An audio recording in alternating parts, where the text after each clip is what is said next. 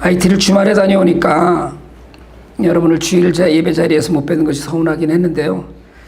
여러분들은 여러분들대로 좋은 시간이셨을 것 같고, 저는 또 저대로 IT 연합교회 예배에서 설교하면서 귀한 은혜의 시간을 가졌습니다.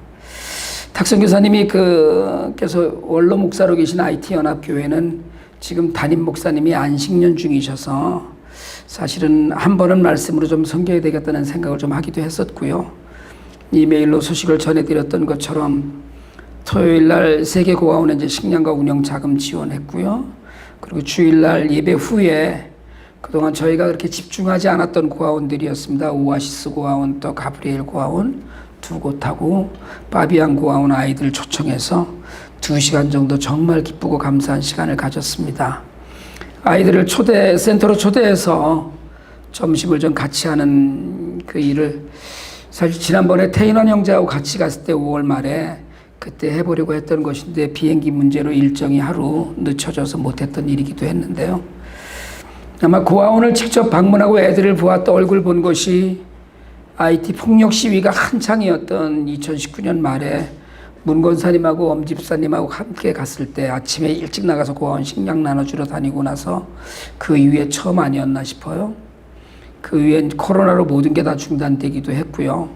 그리고 재작년에는 또 대통령 암살 이후에 갱단 때문에 외국인은 전혀 대부분 나가다니지 않는 상황이 되었습니다.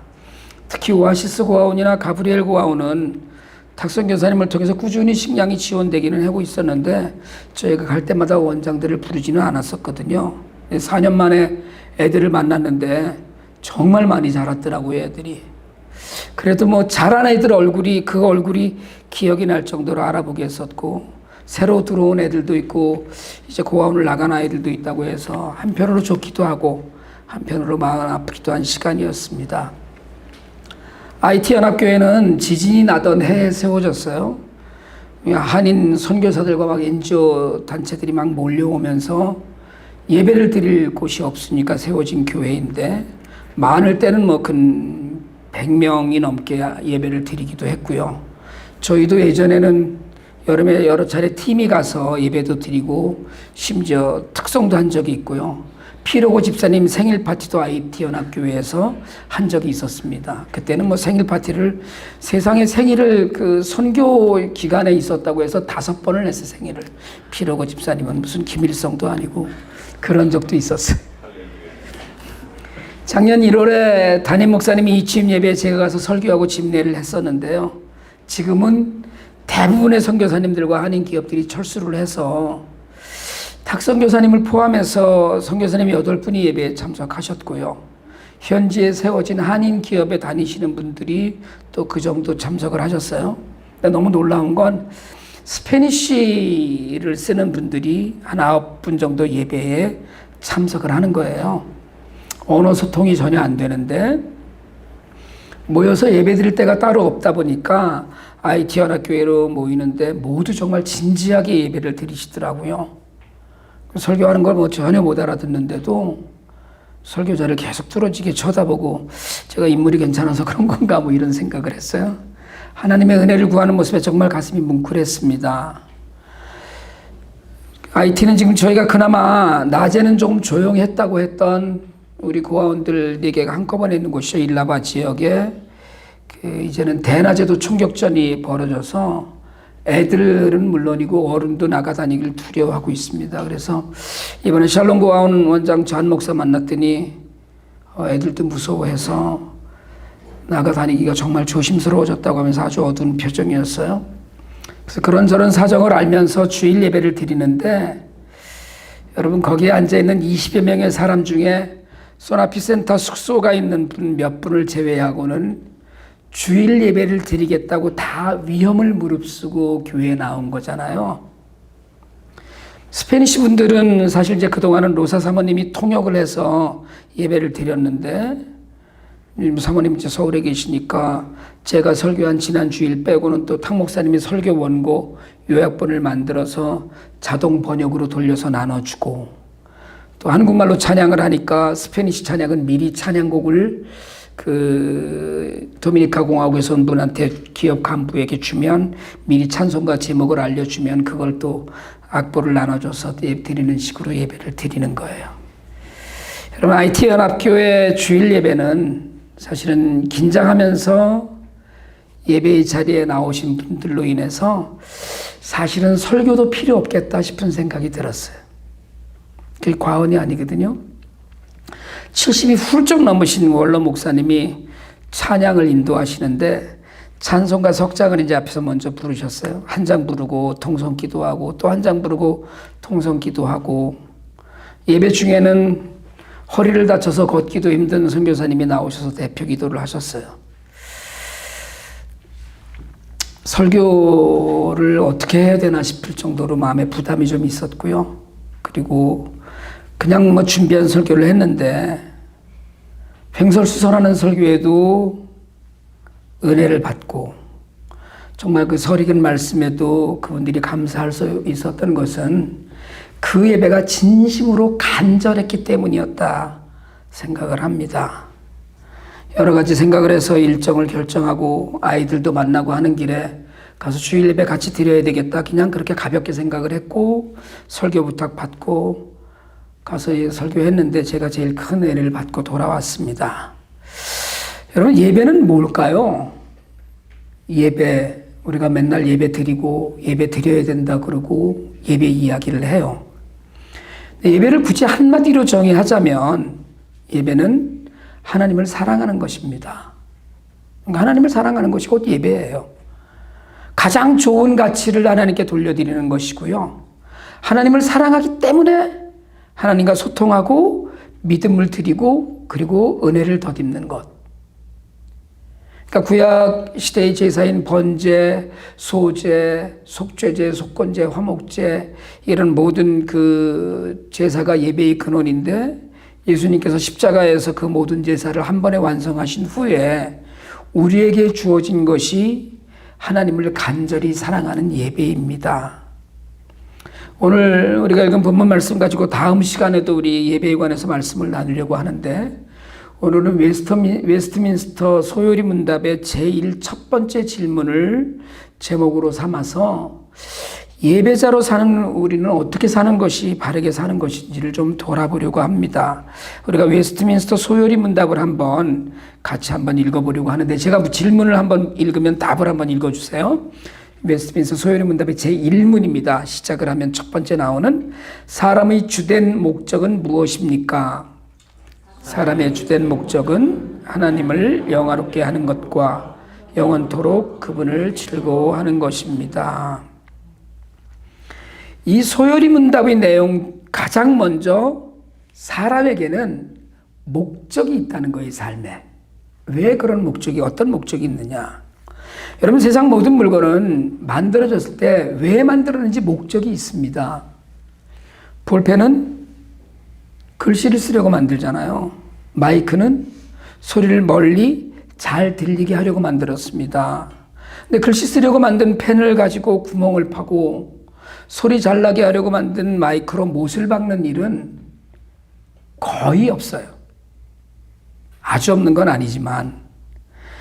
그런데 펜으로 구멍을 파고 마이크로 못을 박으면 목적 외로 사용을 하는 것이 되어서 망가지고 못 쓰게 됩니다. 그러니까 목적대로 쓰지 않고 엉뚱하게 쓰면 효율성도 떨어지고 물건도 망가지거든요. 그럼 사람은요, 하나님 사람 만드셨는데 사람은 살면서 무슨 목적이 있을까요? 태어나면 부모님 아래서 양육받고 공부하고 학교를 졸업하고 또는 졸업하지 못하고 일해서 돈 벌고, 그죠? 열심히 돈 벌고 남들과 아웅다웅 하면서 살면서 돈 벌어서 편안하게 살고 결혼하고 아이 낳고 그렇게 살다가 늙어서 어딘가에 누워서 숨을 거두는, 그래서 그렇게 죽는 게 목적일까요?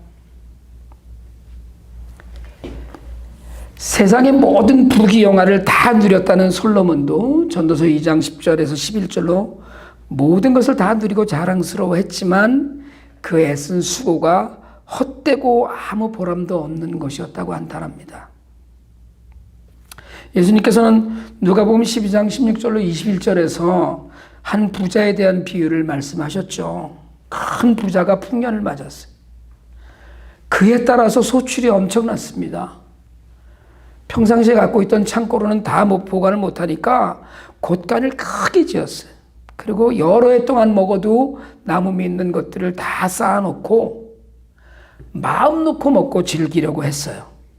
그런데 하나님이 그날 밤에 그의 영혼을 불러가셨어요. 감당하기 어려운 부를 얻지만 그날이 그의 마지막이었어요.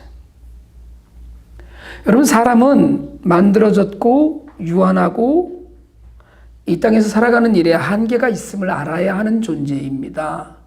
알아야 돼요, 자신을. 사람은 돈을 많이 벌고 이 땅에서 어떻게든 부유하게 살기 위해서 만들어지지 않았어요. 우리의 모든 존재의 생명과 의미는 하나님을 만나지 않으면 헛것이 됩니다. 그걸 인정하고 감사하고 찬양해야 하는 존재예요.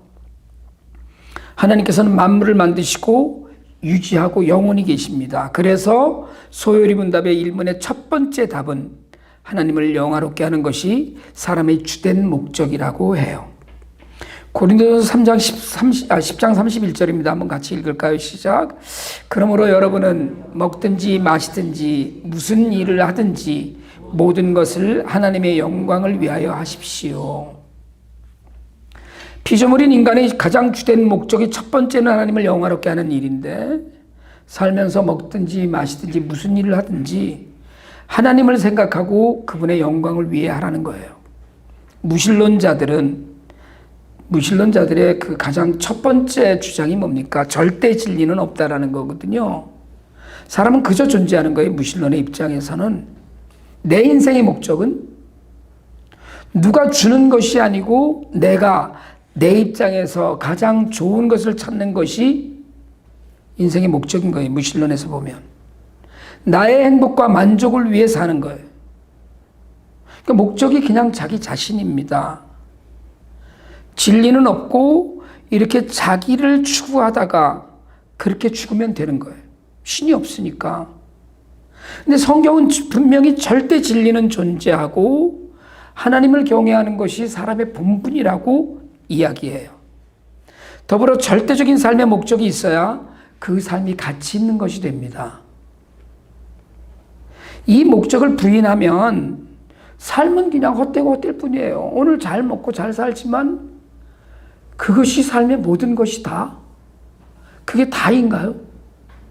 좋은 학교를 졸업하고 좋은 직장에서 좋은 것을 누리고 있고 좋은 사람 만나서 좋은 가정을 꾸리고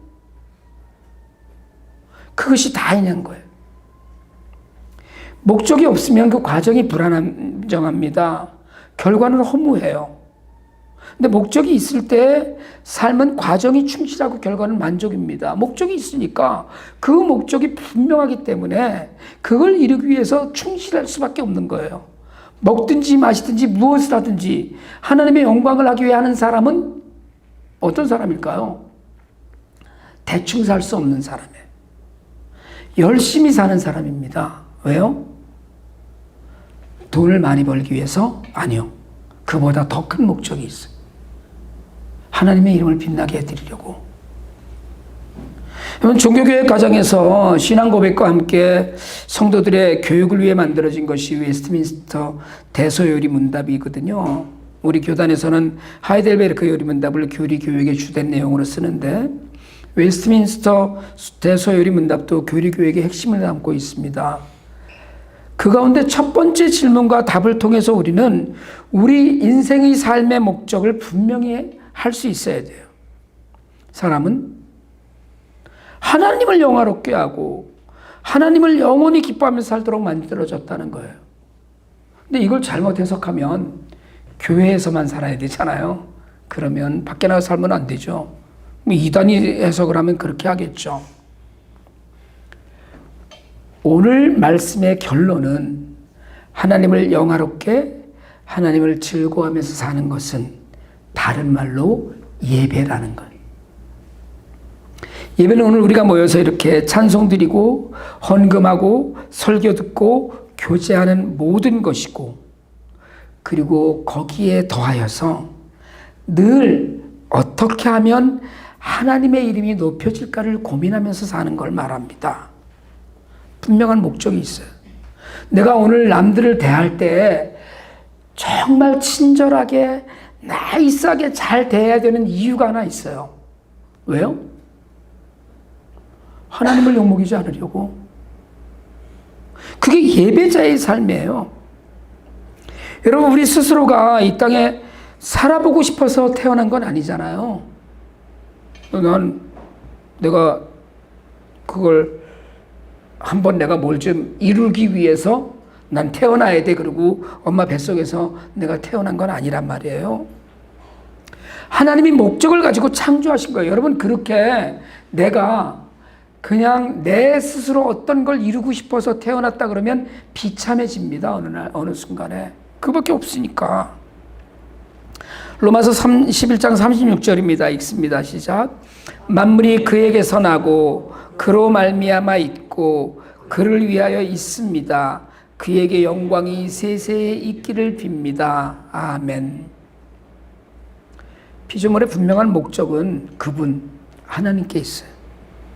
그래서 먹든지 마시든지 무슨 일을 하든지 다 하나님의 영광을 위하여 하라고 한 것이거든요. 하나님이 만드셨고 하나님이 만드신 목적이 분명히 있다는 거예요.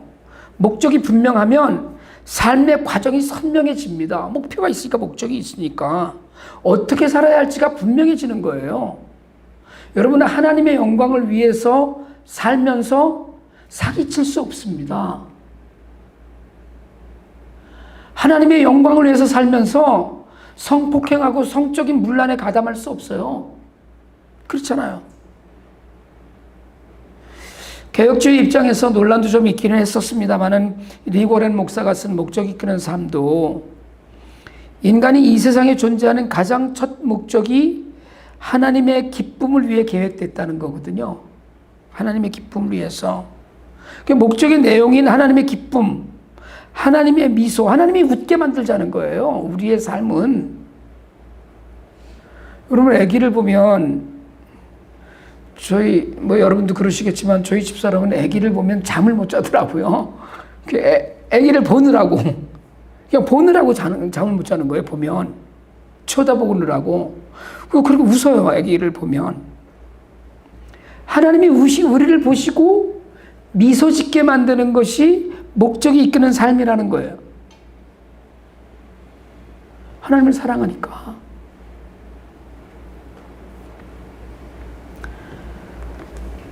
마가복음 12장 30절이거든요.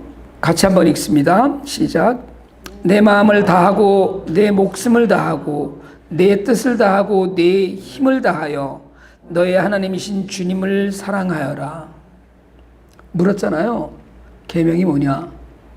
첫째는 하나님 사랑, 둘째는 이웃 사랑이잖아요. 마음과 목숨과 뜻과 힘을 다해서 주 너의 하나님을 사랑하라. 그거 하나이면 끝인 거예요. 그게 뭐예요? 그게 예배예요. 하나님을 사랑하니까 찬양하고, 하나님을 사랑하니까 뭐였어요? 하나님을 사랑하니까 이웃을 사랑하고, 하나님을 사랑하니까 선한 일에도 힘든 일에도 좋은 일에도 감사해요. 하나님을 사랑하기 때문에 아낌없이 헌금하고요. 전능자이신 그분을 사랑함으로 내 삶의 모든 것을 그분께 의지합니다. 아버지를 사랑하면, 아이가 아버지를 사랑하면 아버지 손잡고 가죠. 오늘 우리가 읽은 본문은 다음 시간에 더 자세히 말씀을 나누겠습니다만은 예배에 관해서 사마리아 수가성 여인과 나누신 예수님의 대화 중에 여인의 물음에 대답하신 부분입니다. 예수님께서는 예배를 말씀하시면서 오늘 24절에서 이렇게 말씀하셔요. 한번 같이 다시 읽어볼까요? 시작. 하나님은 영이시다. 그러므로 하나님께 예배를 드리는 사람은 영과 진리로 예배를 드려야 한다. 우리가 섬기는 하나님은 영이셔요. 이 땅에 하나님의 모습을 보여주러 오신 예수님은 사람의 몸을 입고 오셨지만 하나님은 눈이 2개, 코 하나, 입 하나 갖고 계신 분이 아니에요. 그분은 영이셔요. 눈에 보이지 않기 때문에 어느 곳에나 계셔요. 우리가 알지 못하지만 천지를 창조하시고 운영하신 분이에요. 그 하나님을 인정하지 않으면 그 하나님을 인정하는 데서부터 예배의 스텝이 시작이 되는데 그분을 인정하지 않으면 예배의 스텝이 꼬입니다. 그분의 영화를 위해서 우리를 만드시고 우리가 그분을 영원토록 즐거워하도록 만드신 분이에요. 영이신 하나님을 예배하는 방법은 영과 진리로 예배하라고 그랬잖아요. 다음 시간에 자세히 다루겠지만 단순하게 얘기하자면 영은 성령이고 진리는 말씀드리자면 예수 그리스도를 말해요. 주님 말씀으로 오셨잖아요. 그러니까 단순하게 얘기하면 하나님을 예배하는 사람은 성령 충만한 가운데 예수 그리스도를 믿어서 그 말씀 안에서 예배를 드리는 거예요. 그러니까 예배는 영적인 것이에요. 예배는 영적인 것입니다. 예배는 쇼도 아니고 예배는 그냥 시간을 보내고 교회 출석부에 도장을 찍는 것도 아니에요. 예배는 우리를 만드신 하나님을, 우리를 부르신 하나님을 영적으로 즐거워하고 사랑하는 거예요. 그래서 예배의 자리에 나올 때 시험도 많습니다. 가 말어. 그러다가 차를 타면 주일날 교회 가려고 차만 타면 부부가 싸워. 확 그냥 핸들을 확 돌려서 그러고 싶을 때도 있어요. 왜? 영적인 방해가 있어요. 분명히. 영적인 것이니까. 즐거워해야 되는데. 그래서 가끔 그런 사람들이 있죠. 오늘은 예배 드릴 기분이 아니에요. 네, 여러분, 예배는 기분으로 드리는 게 아니에요. 예배는 정말 영적으로 하나님과 교제하고 교류하고 사랑하기 위해서 드리는 것인데 내 기분이 오늘은 좀 꿀꿀하니까 오늘 예배 쉬자, 이건 아니에요. 그거는 가장 잘못된 얘기 중에 하나예요. 또 예배는 예수님께서 세우신 교회를 통해서 성도들이 모여서 하나님을 찬양하고 서로 교제하는 것이잖아요. 그래서 예배를 어떤 목사님은 찬양하고 헌금 드리는 것이다. 믿음의 고백이니까 그것이. 그런데 그걸 넘어서 세상에서도 하나님을 기쁘시게 해드리고 하나님의 이름을 드높이는 것입니다. 여러분을 보면 세상의 사람들이 아, 저희 예수 믿는다지 이렇게 돼야 되거든요.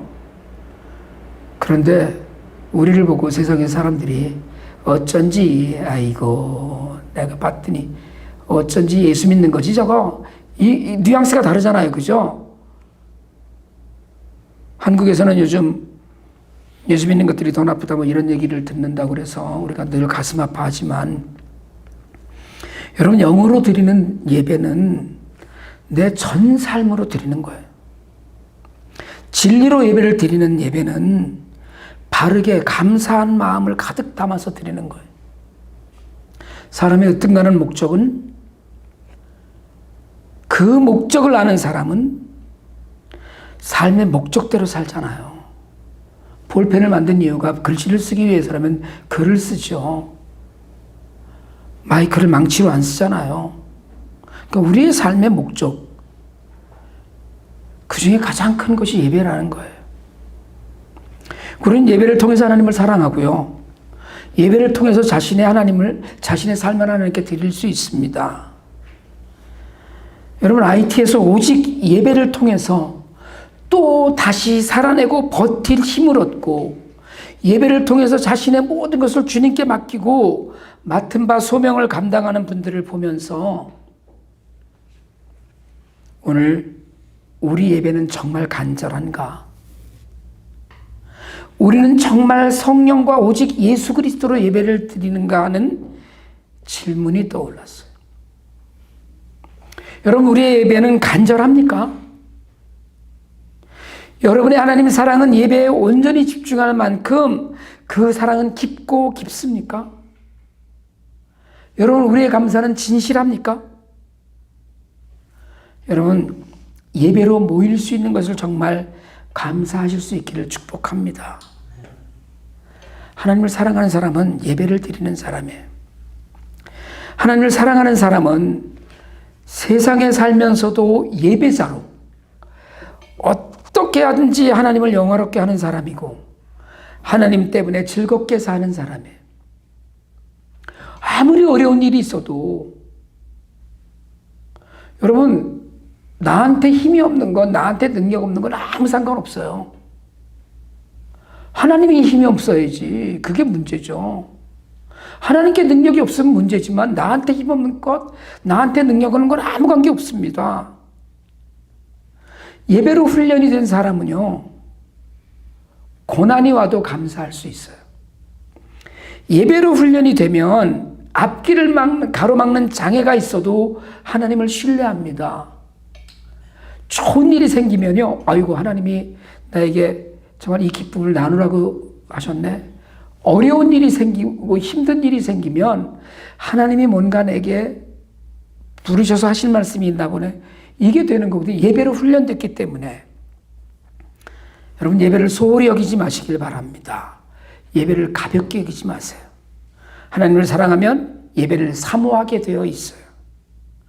모이는 예배에서 하나님을 만나는 사람이 세상에서도 예배자로 살 수 있습니다. 오늘 이 예배가 끝나면 세상에 나가서 또 한 주를 감사 속에서 살면서 하나님의 이름을 드높일 수 있기를 바랍니다. 이렇게 마음껏 예배를 드릴 수 있을 때 열심히, 정말 열심히 예배를 드리면서 자신의 삶의 목적을 충실히 이루어 가시는 여러분이 되시기를 축복합니다. 기도드리겠습니다. 하나님 아버지, 우리의 삶이 진실한 예배자의 삶이 되길 원합니다.